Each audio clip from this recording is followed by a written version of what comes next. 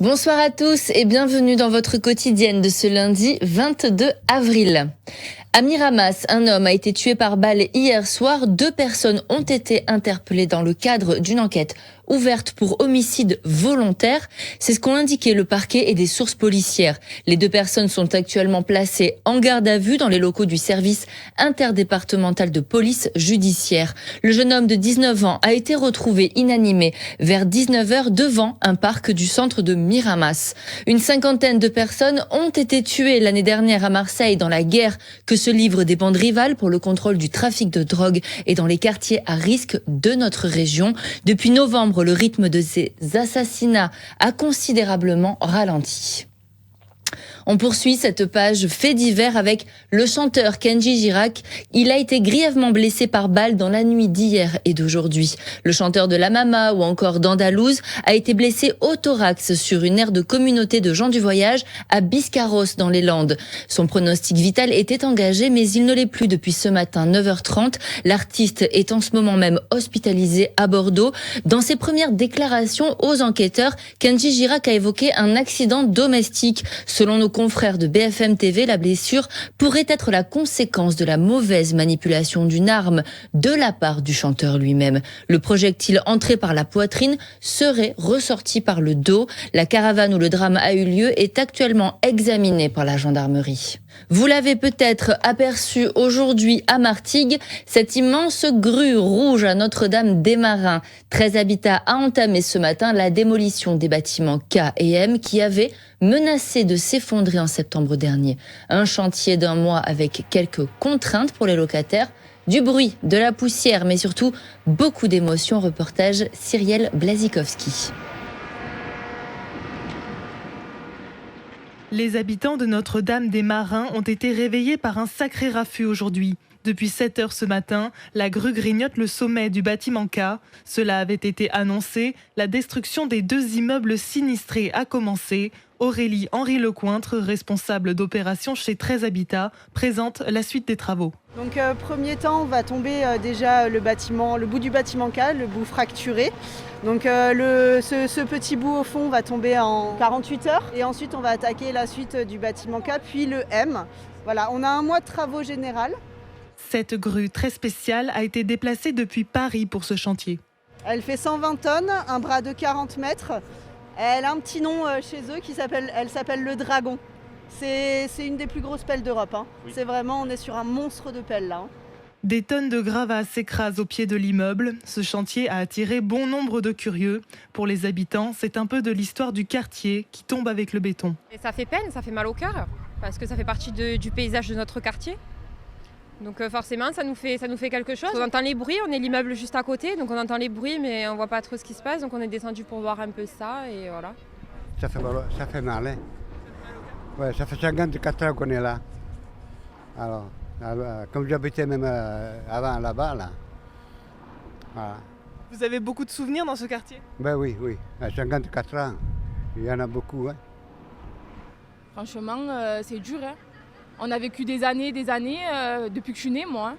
Et là, de voir ça, franchement, c'est horrible. Ma grand-mère, ça faisait 30 ans, plus qu'elle habitait là. Et nous, à côté, donc toute notre vie, c'était ici. Hein. En fin de matinée, le premier étage du bâtiment K avait déjà disparu. Dans 1 mois, les 2 immeubles seront totalement détruits. L'avenue Francis Turcan est fermée jusqu'à demain 21h. Elle est fermée par mesure de précaution en cas de chute de gravats. À Salon de Provence aussi, un immeuble va être détruit par grignotage dans le cadre du programme de rénovation urbaine. Il s'agit du logement des instituteurs dans le quartier des Canourgues. Allez, on reste à Martigues, à Ferrières plus précisément, où la Poste menace de fermer définitivement ses portes, ce qui n'est pas du goût des usagers, mais aussi de la municipalité. À Martigues, la mobilisation contre la fermeture annoncée du bureau de poste de Ferrières se poursuit, d'autant plus que la Poste l'a annoncé. La situation est gelée jusqu'en 2025. Ce que nous savons, c'est qu'en interne, la Poste a communiqué auprès de ses employés et qu'il serait question qu'elle gèle le projet pour 2024 pour essayer d'y revenir en 2025 lors des restructurations qui se produisent à peu près tous les 2 ans. Ce qui est sûr, c'est que Martigues est une ville quand même qui n'est pas tout à fait comme les autres. D'abord, l'existence de ce comité de vigilance qui est quand même inédit en France. Et deuxièmement, nous avons la chance d'avoir une municipalité, d'avoir un député qui sont avec nous. Cette poste dessert tout le quartier au nord du canal. Des milliers de personnes s'y rendent régulièrement. Seulement voilà, elle ne se trouve pas sur une zone urbaine sensible et ne dépend donc pas entièrement de la décision de la ville. Même s'il n'y a pas, voyez-vous, un avis, une sorte de veto du maire pour s'opposer formellement et administrativement à une fermeture, il y a cette colère et cette détermination à s'opposer à cette décision. On ne peut pas accepter de fermer Ferrières parce qu'ensuite viendra le tour de la couronne, je n'en doute pas, ou de Croix-Sainte. Donc il faut que la Poste arrête ce démembrement du service public. En mars dernier, ils étaient plus d'une centaine à manifester leur colère. Pour rappel, si ce bureau de poste ferme, il n'en restera plus que 3 à Martigues. Allez, on va parler santé à présent avec les pharmaciens qui demandent davantage de moyens, plus d'accès aux soins ou encore de médicaments pour tous. Une fermeture générale des officines est prévue le 30 mai prochain. Cynthia Guichard du syndicat général des pharmaciens des Bouches-du-Rhône au micro de Didier Gesualdi. Ce qui coince, c'est que nous sommes soumis à des pressions financières et administratives qui sont devenues insoutenables pour de nombreuses pharmacies et qu'on glisse tout doucement vers le développement de déserts pharmaceutiques et ça, nous ne l'acceptons pas. La pharmacie française, c'est le seul endroit où 24 heures sur 24, 7 jours sur 7, il est possible sans rendez-vous, sans attendre des heures, d'être gratuitement en contact avec un professionnel de santé. La question est de savoir, est-ce qu'on veut oui ou non que ça continue ? Pour que ça continue, il faut que l'État fasse le nécessaire. Au moment où nous parlons, on estime à plus de 4500 médicaments manquants en France. Il y a aujourd'hui une véritable privation de traitement induite par le rationnement dangereux mis en place par les diminutions de prix initiées par le Comité économique des produits de santé. Vous n'êtes pas sans savoir que le seul laboratoire générique français Biogarant ne tient plus sa rentabilité. Les 4500 molécules en rupture aujourd'hui vont très vite se transformer et doubler si nous perdons les laboratoires français. Direction Marseille à présent et ce flou qui persiste concernant l'affaire des procurations frauduleuses des municipales de 2020 pour lesquelles Yves Morenne devait plaider coupable. Mais la semaine dernière, coup de théâtre au tribunal correctionnel de Marseille, l'ancien maire LR des 6 et 8e arrondissements s'est bien présenté dans le cadre d'une comparution sur reconnaissance préalable d'une culpabilité, mais l'audience a tout de même été renvoyée par le parquet à une date indéterminée. On écoute Laurent Michel, avocat de la partie civile qui représente Robert Assante, candidat battu dans le 11e et le 12e arrondissement en 2020. Si c'est une infraction politique à partir de ce moment-là, il y a des dispositions dans le code de procédure pénale qui disent clairement qu'il ne peut pas y avoir une CRPC, une comparution sur reconnaissance préalable de culpabilité, le plaider coupable à la française. Et à partir de ce moment-là, effectivement, tout le monde ira gentiment au mois de septembre pour avoir un véritable procès. Parce que voilà, je pense que ça mérite, quoi qu'il arrive, effectivement, un procès public et pas une CRPC. Et si vous me demandez, en ma qualité d'avocat de partie civile, et je pense que je peux associer mon confrère, de savoir si nous préférons que certaines personnes passent en CRPC ou avec tous les autres en 6e chambre correctionnelle, je pense pouvoir dire, hein, si tu veux, si tu as un autre avis, tu le dis, que nous préférons clairement un procès. Oui, bien sûr. Des propos recueillis par Bérénice Vazac, une problématique peut en cacher une autre, celle de savoir si l'éventuel procès à venir programmé au 23 septembre prochain peut intéresser ou non la chose publique. Du sport, à présent, avec la Ligue 1 qui ne sourit pas autant que la Ligue Europa pour l'Olympique de Marseille, tenue en échec hier par Toulouse au Stadium. 2 buts partout, retrouver la zone mixte de Karim Attab. Soulagé parce que égaliser à la 95e, ça veut dire qu'on est dans le bon état d'esprit.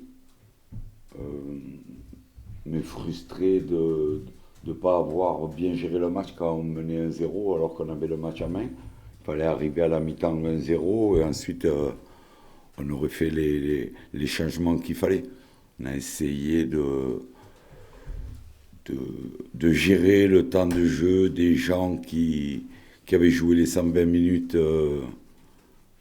jeudi et qui avaient tout donné. Il fallait quand même laisser sur le terrain quelques leaders qui étaient partis pour faire 1 heure. C'est ce qu'ils ont fait, mais je pense que le tournant du match, c'est quand même l'égalisation à la 46e. C'est un match nul, mais les circonstances du match, l'égalisation du bout du temps additionnel vous fait partir de Toulouse quand même avec un peu de sourire. Ouais, on ne doit pas se contenter d'un match nul contre Toulouse, surtout qu'aujourd'hui.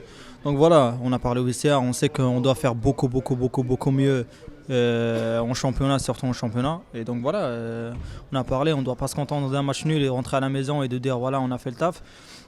Aujourd'hui, il fallait qu'on ramène les 3 points. Maintenant, voilà, c'est passé, c'est derrière nous. Il faut qu'on se concentre et on se met dans la tête que voilà, en championnat, il faut vraiment qu'on fait beaucoup plus. Et c'est pas l'Europa League qui va nous ramener, qui va nous donner une place. Voilà, on est en demi-finale, il reste 2 matchs et donc voilà, c'est pas fait encore.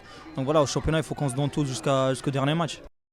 À noter que le coup d'envoi a été retardé hier soir d'1 quart d'heure suite à des incidents ayant opposé les supporters des 2 clubs. L'OM est 9e de Ligue 1 avec 40 points avant de rattraper son calendrier mercredi soir face à Nice au stade Vélodrome.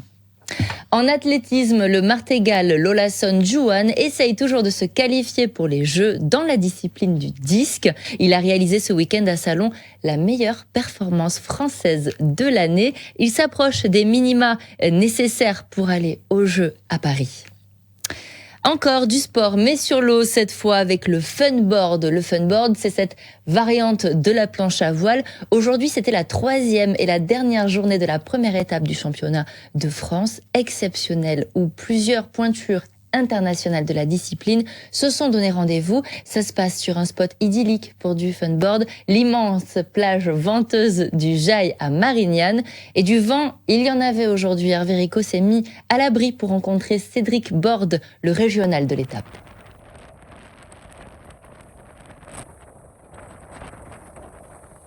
Le Jail, c'est vraiment bien. C'est peut-être pas l'endroit le plus joli au monde, on va dire.